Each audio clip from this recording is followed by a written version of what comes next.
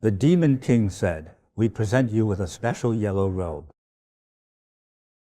From now on, address me as Great Sage equal to heaven, got it?"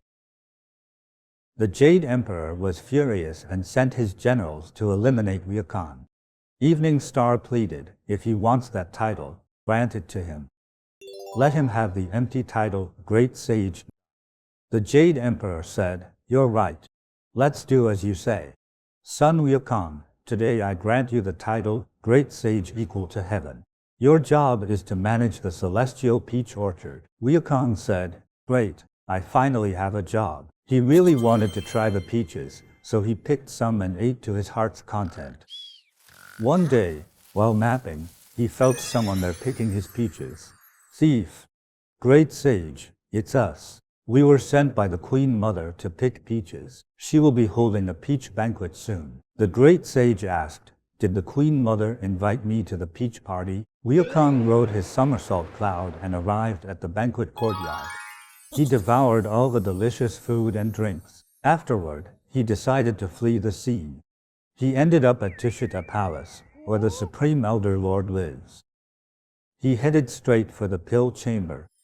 Next to the furnace, there were 5 large gourds.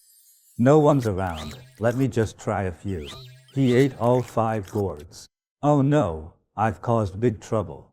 I better return to Flower and Fruit Mountain."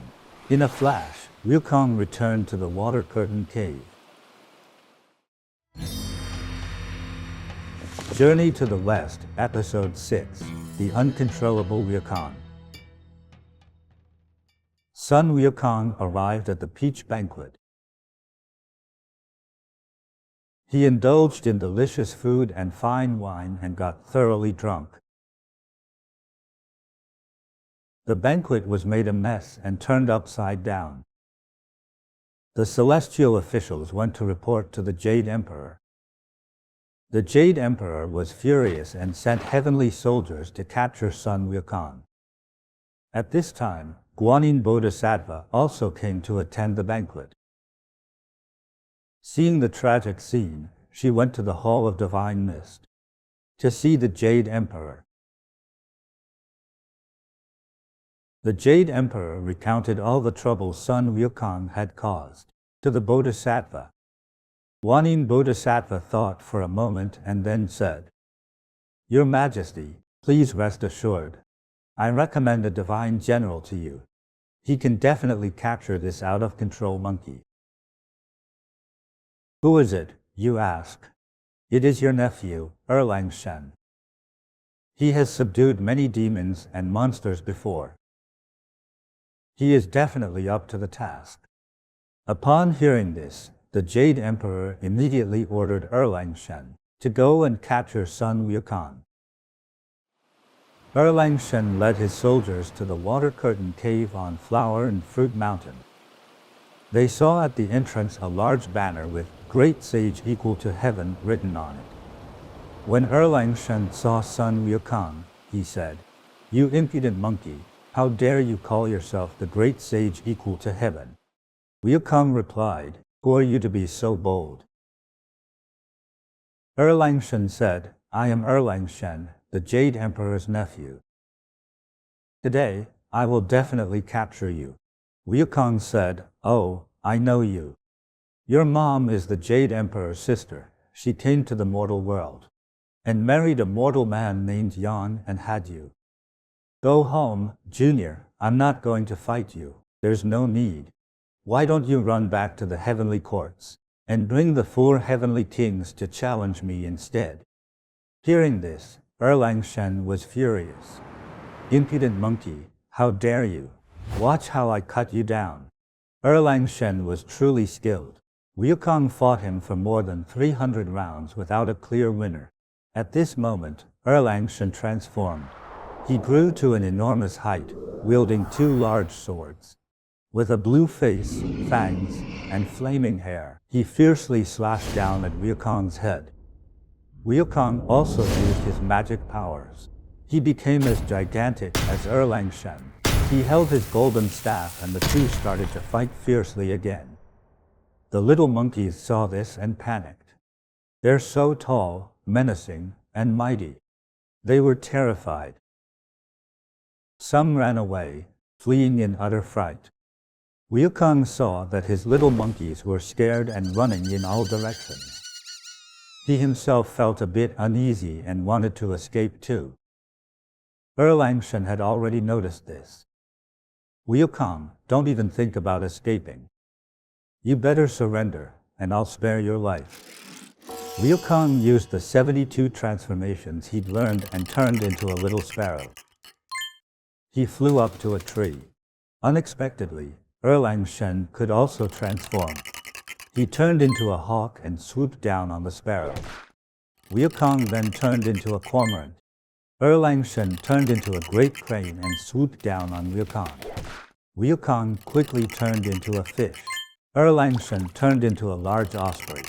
Wukong turned into a snake and slithered into the grass. Erlang Shen turned into a red-crowned crane. He tried to eat the snake with his long beak. Wukong ran from Erlang Shen until he was out of breath. He was terrified. The pagoda-bearing heavenly king, the Bodhisattva, and the Supreme Elder Lord came too. The heavenly king used a magic mirror to reveal Wukong. Guanyin Bodhisattva threw the willow branch from her vase, and it hit Wukong on the head. Wukong fell to the ground. The Supreme Lord pulled up his sleeves and took off the Vajra bracelet from his left arm and threw it. It trapped and tightly bound Wukong. Finally, they captured Wukong and took him directly to the heavenly court. Sun Wukong was escorted to the demon execution platform. But no matter if they used blades, fire, or lightning, Sun Wukong remained unscathed. The Jade Emperor asked, "What should we do?" The Supreme Elder Lord replied, "That monkey ate too many celestial peaches, and drank a lot of celestial wine, and even stole and ate all of my golden pills. He has an indestructible body now. Ordinary methods can't harm him at all. I think it's best to hand him over to me. I'll put him in my 8 trigrams pill furnace and refine him. I'll extract my golden pills from his stomach, and he will naturally turn to ashes. Isn't that a good idea?" The Jade Emperor said, "All right, I'll leave him to you then." The Supreme Elder Lord took Wukong back to his palace and locked him in the 8 trigrams pill furnace. Wukong was very clever. He immediately identified the directions, found the Sun position within the 8 trigrams, and squatted there. Sun represents wind, so in that spot, there was no fire, only wind. However, the smoke from the fire still affected him. In the end, Wukong's eyes were reddened by the smoke. But eventually, they turned into fiery golden eyes. He wiped his eyes with his sleeve. His eyes were bright and had gained the ability to see through demons and magic. After 49 days, the furnace fire finally went out. The Supreme Elder Lord prepared to open the furnace to retrieve his pills. Wukong heard it from the inside. "The furnace is being opened." He saw a beam of light and immediately leaped out. Wukong jumped out of the furnace, kicked it over, and ran away. The boys tending the fire were also knocked over. The Supreme Elder Lord went to catch him but was also knocked down. Wukong pulled his golden staff out of his ear and started swinging wildly. The gods were in a complete panic. Wukong fought his way to the outside of the Hall of Divine Mist. The Jade Emperor saw the situation was dire. The generals couldn't hold him back. He immediately sent word to the Thunderclap Monastery and requested the Buddha's help. The Buddha quickly gathered his disciples, the Venerable Ananda and Mahakassapa, and swiftly arrived at the Hall of Divine Mist. They saw the gods fighting Wukong. The Buddha decreed, "Stop fighting, heavenly soldiers and generals. Invite the great sage here. I wish to see what powers he has, and what skills he possesses. Wukong, still furious, shouted upon seeing the Buddha, "Who are you to question me?" The Buddha smiled and said, "I am the Buddha of the Western world. Where do you come from, and why are you so agitated?" Wukong replied, "I am the great sage equal to heaven. My abilities are vast, and my skills are many. Even the Jade Emperor fears me. I believe whoever has the greatest ability should sit on the celestial throne." Upon hearing this, the Buddha laughed without humor. "You little monkey, how dare you have such wicked thoughts? You even want to seize the Jade Emperor's throne. Let me tell you, the Jade Emperor is no ordinary being. He has been cultivating since childhood, enduring 1,750 eons. Each eon lasts 129,600 years. Think about how many years he has cultivated to be able to enjoy the ultimate Tao. You are merely a beast who has just taken human form. How dare you speak such grandiose words and boast so arrogantly? You little rascal, you'd better take refuge in me. And stop spouting nonsense and causing trouble. Otherwise, your life will be in danger."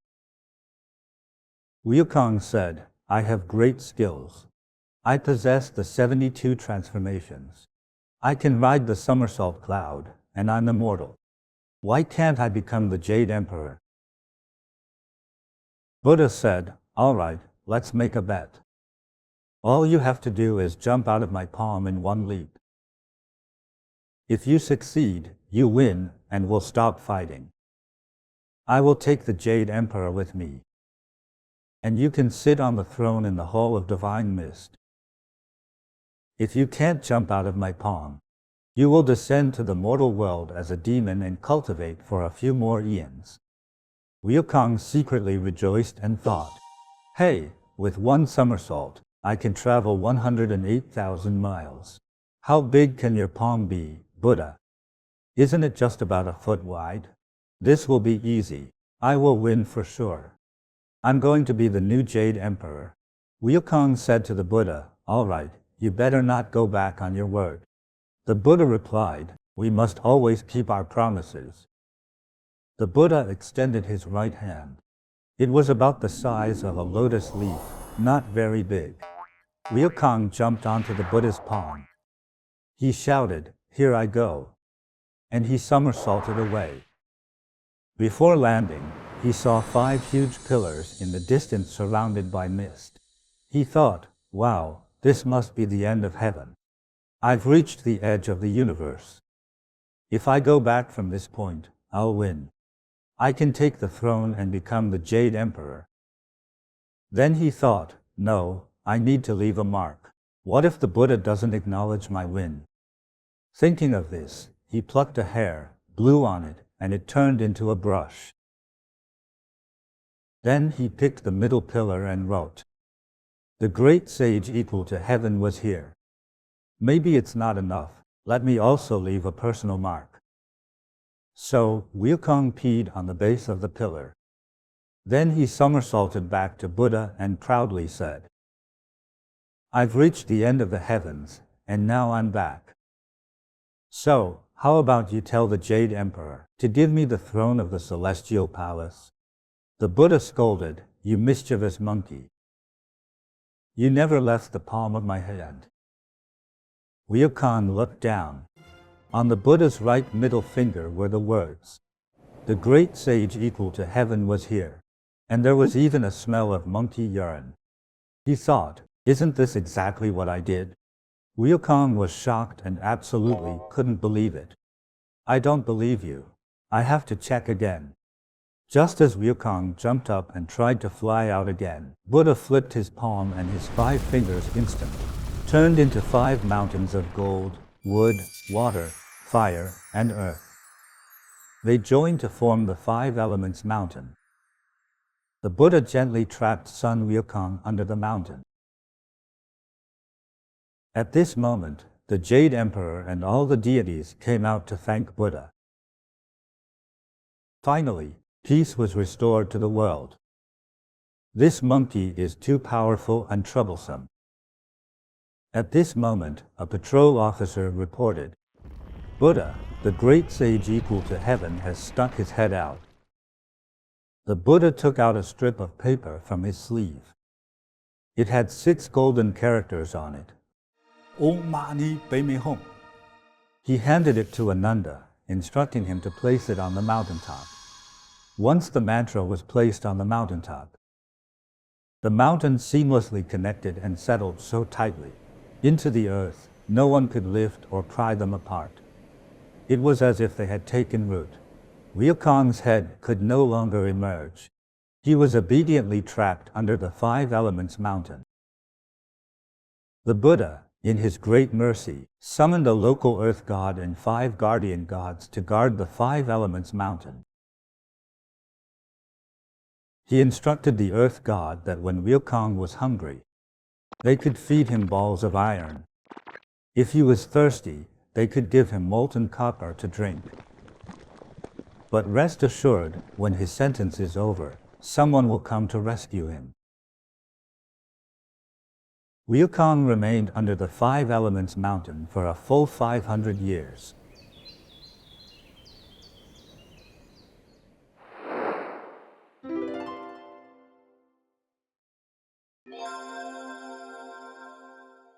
Why didn't the Buddha reason with Sun Wukong and make him understand his mistakes, instead of trapping him under the 5 elements mountain for 500 years?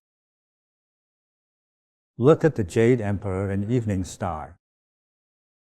They tried all the gentle and peaceful methods, right? When you caused trouble, I gave you an official job. When you caused trouble again, I made you the great sage equal to heaven. But did it work for you? So, being kind to him didn't work, especially during the second attempt to recruit him. Evening Star said, the Jade Emperor has granted you the title Great Sage. What did Wukong think at that time? The Jade Emperor is scared of me. He mistook the Emperor's kindness, tolerance, care, and compassion as everyone being afraid of him. That's the kind of person he was. He overestimated himself.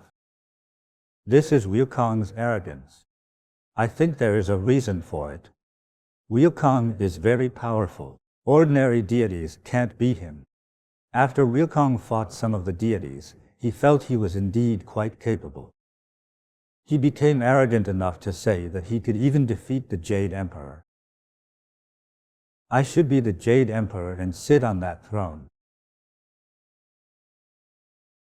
This is an extremely arrogant mindset. So, using compassion to reason with him is useless. Given Buddha's wisdom, he teaches according to the student's ability. At that time, Wukong's inner demons had taken over. He was like a madman. So, he could not listen to any reason. He had to be stopped with force. First, using a method to subdue him. Then, slowly educating him once he calms down. Trapping him under a mountain is also a method of education. The 5 elements mountain restrains his physical body. The 6-syllable mantra restrains his heart, his inner demons. The wildness within his heart, the restlessness, arrogance, and the reckless fury. Only the 6-syllable mantra can suppress it. When the mantra is placed atop the mountain, perhaps then Wukong's heart will no longer harbor arrogance and rebellion, and he may find peace. The 5 elements mountain and the 6-syllable mantra become one. One restrains the body, the other the mind, so he remains subdued. It's actually quite a good opportunity for cultivation.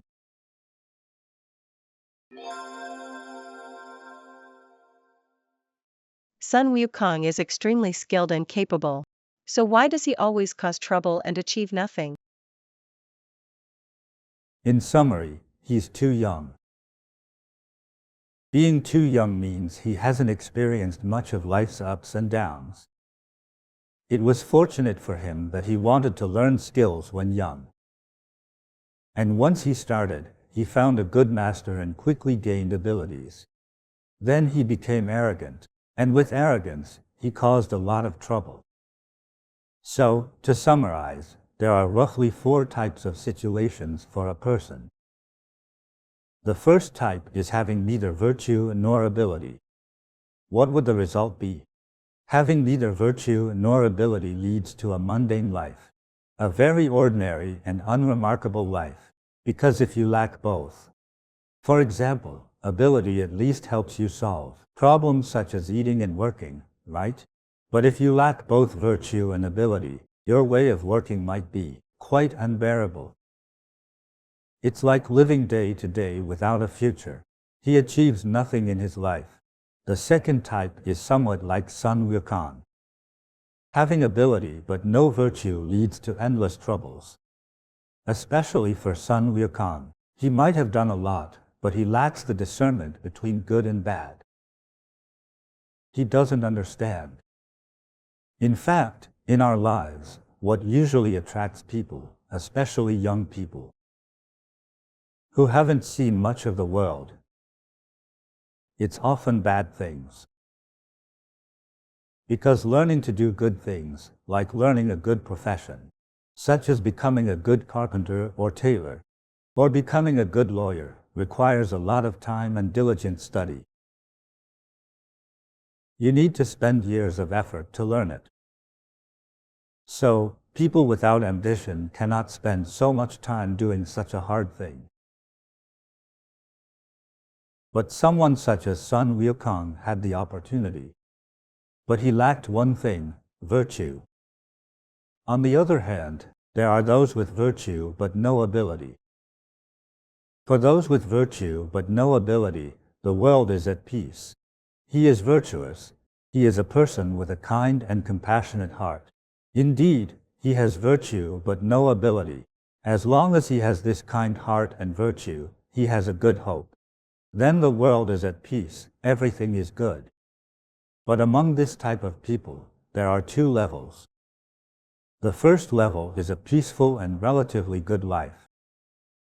They don't cause trouble, but they also don't have great abilities. However, when your virtue reaches a certain level of excellence, it will produce a kind of magic. This magic is that it attracts capable people to assist you in doing what you want to do. Take Liu Bai during the 3 Kingdoms period. He had a good character. When you have a bit of virtue and a good reputation, you will attract people like Guan Yu, Zhang Fei, Zhuge Liang, Xiao Yun, and others. These talented individuals will help you. In terms of warfare and martial arts, actually, Liu Bai was quite ordinary. The same with his intelligence. He achieved such a great career just by being a bit virtuous. He was virtuous but not capable. But in the end, he attracted capable people to help him achieve his goals. This is the third type. The fourth type is those who are both virtuous and capable. They will have a prosperous life and expand it to new heights. You need both virtue and capability. That means you have great wisdom, high martial skills, and high cultivation. You see the world differently. You might see further, broader, more practically, and better. If a virtuous and capable person has a high state of life, they can benefit all beings. For example, becoming a good emperor or an excellent president. Not waging wars and letting people live good lives, improving social security and welfare. These all show their capabilities. For those who are virtuous and capable, their careers will be limitless. Sun Wukong's behavior reminds me a lot of young people. When they first start a job or enter the workforce. In the story with Wukong, what are his strengths? Why is he so arrogant? He has skills, martial arts, and transformations, right? His martial arts are like magic. Even minor deities can't defeat him, much less humans. Typical demons or gangsters can't beat him either. So, with these abilities, he naturally becomes arrogant. He has that reason to be arrogant. With this attitude, even when the Jade Emperor gave him a position, he didn't do things well. The second time round, he thought the Jade Emperor was afraid of him. He stole from the orchard he was guarding and took whatever he liked. He's a thief. He expects to be the great sage equal to heaven. Greater than the Jade Emperor, he is to be the greatest god. But what kind of things does this god do? He commits petty theft and even steals from his own people. The difference in thought and action is like night and day. You have ambitions higher than the sky. I am the greatest. But the actions done are all something a petty human thief would do. Isn't this the greatest irony? Such a huge disparity. It shows that you have almost no cultivation. So, what's the downside? Having such arrogance with lofty ambitions, even though he has the ability. In the end, he only caused trouble and hurt everyone. He offended everyone from heaven to earth and even the underworld. He altered the records of life and death in the underworld, remember? In the end, he became hated by all. He ended up with no way out. Finally, Buddha came and trapped him under a mountain. Why could the Buddha do it? Let me remind everyone, the way of the world is very mysterious. In my study of Chinese philosophy, the two components of Tao are yin and yang. Yin and yang have no fixed patterns. For example, the palm and back of my hand are yin and yang. My chest and back are yin and yang. My inner and outer self are yin and yang. There are shadows and the sunny side. The side with shadows is the yin side. Good and bad things are also balanced. Even if your ability is very strong, somewhere there's a person with exactly the skills to deal with you. That person and situation are meant to counter you. It's like they are tailor-made for you. That's why the Chinese draw the symbol of the Tao as a circle with a yin-yang fish in the middle. True yin and yang are mixed and indistinguishable. For example, the greater your greed, the greater your disaster. The greater your evil, the higher the righteousness that counters you. It may be even higher, just like how the Buddha subdued the monkey. With a wave of his hand, he was trapped. It was done in an instant. Wukong was not his match. You are just a small, insignificant person.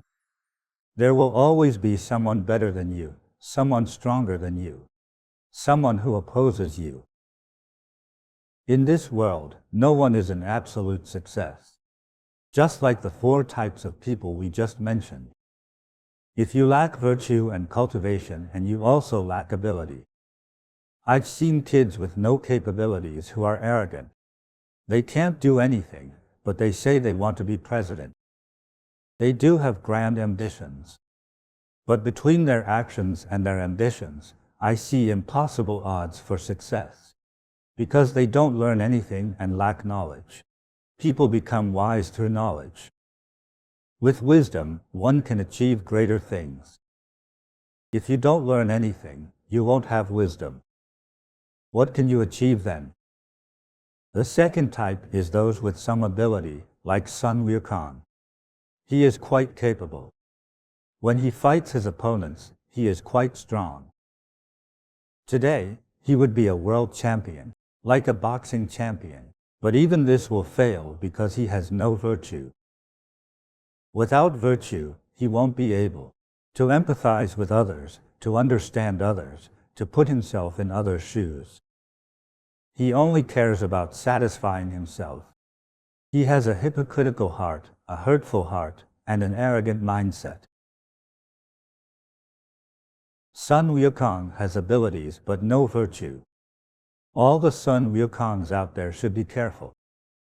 For example, in contemporary terms, I attended a very prestigious university. I was also a top student. But I know many such outstanding young students who get fired quickly after joining a company, or they quit soon after. Why? It's their arrogance. I graduated from a prestigious university.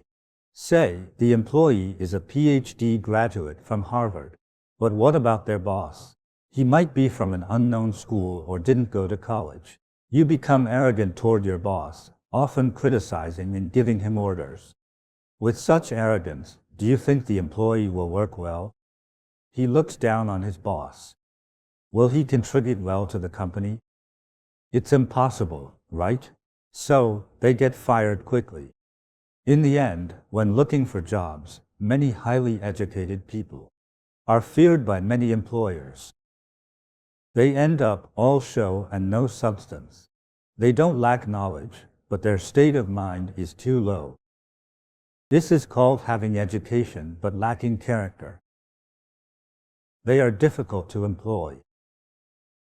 When we have a bit of background, a bit of academic achievement, and even when some people enter the workforce, they might earn a lot of money. But it doesn't mean that the next step will be successful. In every country, in every era, there is always a group of very smart and capable people, almost universally recognized as genius students. After working for 10 years, around the age of 35 to 38, they have a bit of success. Some became wealthy, some were hired by big companies with high salaries. They have both power and ability. But this does not determine that they are truly successful. It just means they are enjoying a bit of initial success. True success is when your entire life is successful. Why do I say this? I know many people, and many have sought my advice. They once made a lot of money, but then they lost all the money they earned. Or they were swindled out of it. Or they exhausted it themselves. Some men were deceived by women. This state is called a fate more fragile than paper. I offer this reminder or my thoughts for those who want to become wealthy in the future. Not just creating wealth, but also keeping it, besides having high intelligence. You also need to possess noble virtues. And even then, just these two qualities may not be enough. There is a third factor. Only when you've truly experienced the torment of poverty will you cherish money.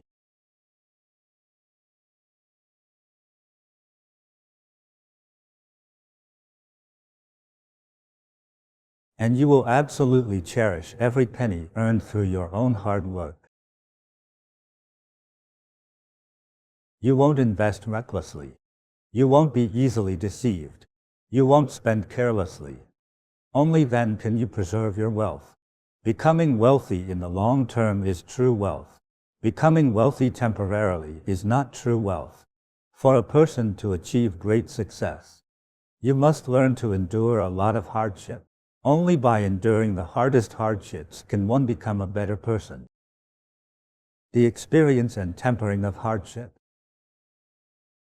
make a person strong, cautious, and diligent. Also, it teaches self-control over various thoughts and desires.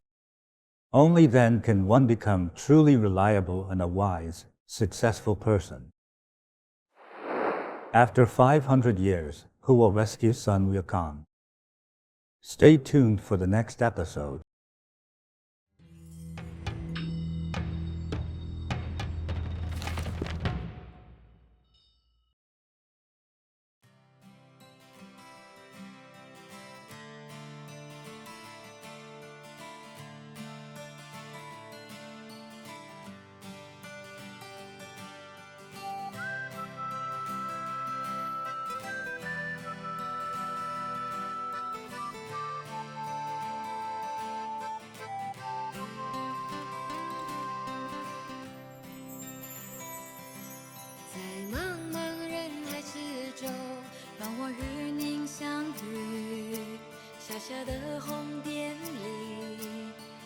就此欢喜。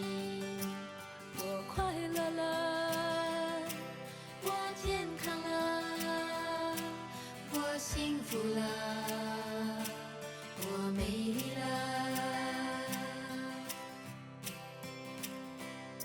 在茫茫人海之中，让我与你相遇。小小的红点里，人生变得神奇。我智慧了，